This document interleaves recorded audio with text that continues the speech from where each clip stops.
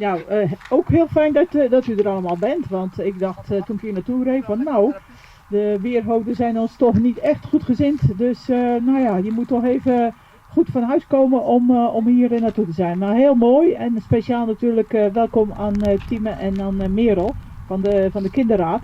Die mij zo dadelijk zullen helpen bij de officiële handeling. Nou, wij hebben elkaar al veel meer gezien en gesproken. Dus mooi dat jullie er vanmiddag hier in IJsendijk ook bij zijn. Ja, we gaan iets openen. Iets openen wat te maken heeft met sportiviteit, met bewegen. En ik zeg altijd, als je het hebt over sport en bewegen, heb je het ook over elkaar ontmoeten. Want door te sporten ontmoet je ook weer veel mensen. Dit is wel een speciale manier van sportiviteit.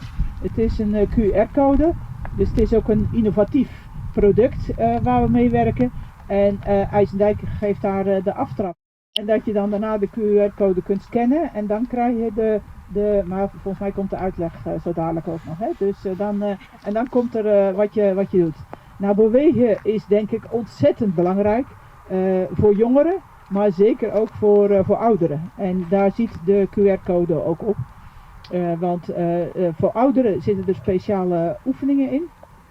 Dus voor de ouderen onder ons, dat zijn er niet veel vanmiddag, maar toch ook bewegen is iets met veiligheid, met langer zelfstandig kunnen blijven wonen. Heeft ook te maken met het evenwicht, valpreventie, waar tegenwoordig heel veel aandacht voor is natuurlijk onder de ouderen. En daarnaast zijn er hele mooie oefeningen te vinden voor de jeugd en voor de jongeren. Dus nou, ik denk wel dat het wellicht lastig kan zijn voor mensen die geen telefoon hebben of die daar wat moeite mee hebben.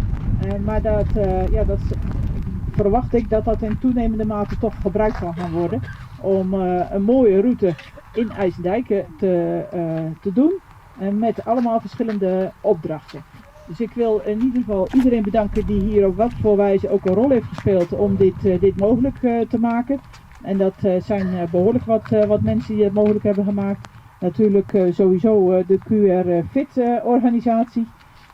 En iedereen die hier een bijdrage aan heeft verleend. Vanuit QR Fit vinden we het belangrijk dat iedereen kan bewegen en ook de mogelijkheid heeft om te bewegen. En daarom leggen we dan van de beweegroutes aan. De beweegroutes zijn gratis te gebruiken en iedereen kan ze ook vinden inderdaad in de app. De beweegroute sluit aan bij de beweegrichtlijnen die vanuit de overheid worden geadviseerd voor iedereen. En het zijn eigenlijk wandelroutes, je kunt natuurlijk ook hardlopen als je dat leuk vindt, waarbij je dus werkt aan het matig tot intensief bewegen. En wat we zien is dat veel mensen nog moeite hebben met het behalen van de beweegrichtlijnen. En door het scannen van de palen krijg je ook een spier- en botversterkende oefening.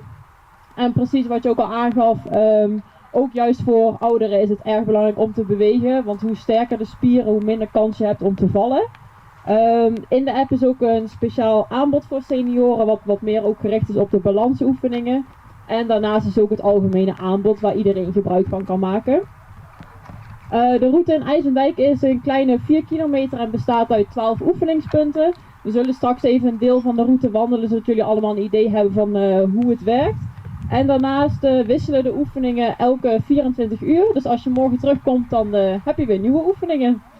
Yes, dankjewel.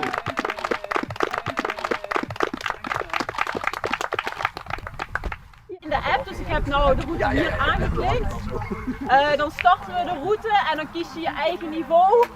Vandaag steek ik hem in op beginner, zodat we allemaal even kunnen kennismaken met het concept. Come on.